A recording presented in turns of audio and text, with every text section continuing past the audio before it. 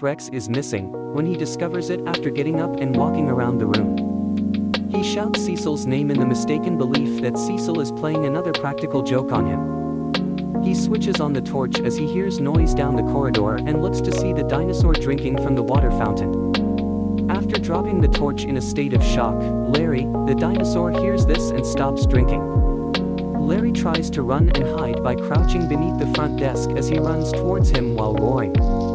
When asking him to read the instructions and hang up, Cecil answers his phone. The desk is grabbed by the dino's mouth and hurled across the room. When Larry takes out the instructions, he reads the first instruction, which says to throw the bone. When a large rib bone falls in front of Larry, he picks it up and flings it across the room while still being confused.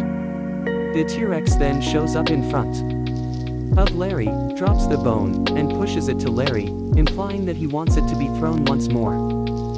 Larry throws the bone once more after realizing that the dinosaur wants to play fetch. This time, Larry gets thrown into the stairs by the T-Rex's tail. Then Larry leaves the room. Larry runs by cavemen who are attempting to create a fire as he moves forward. He runs into the Easter Island head, who calls him as Dum Dum and tells him that Larry must bring him Gum Gum. As Attila the Hun appears and chases Larry into the lift, the head tells Larry to flee. Larry asks Sacagawea what is going on as he enters the room where she is on display. She can't hear him since she's behind the glass. A Civil War soldier fires at other soldiers while pointing a pistol over Larry's neck as he falls backward. Larry is able to make his way out unhurt. Larry enters the Hall of African Mammals through the lift. He then reads the next command, which is to keep the lions locked up or they'll eat you. He drops the manual, which flies straight towards the lions in the center of the room. To close the gate behind him, Larry runs after the manual while running quickly through the trees. He reads the following instructions, telling him to check his belt again since the monkey probably stole his keys. When he checks, his keys are missing. He notices Dexter holding his keys when he looks up. Dexter bites his nose and pees on Larry as he tries to get them back. Dexter then steals the instruction manual and rips it in half. Larry enters the diorama room and sits there in rage. He then sees miniature Mayan warriors, who start to shoot tiny arrows into his hand. Larry runs in pain. When Larry sees the Western exhibit, he moves to stand in front of it.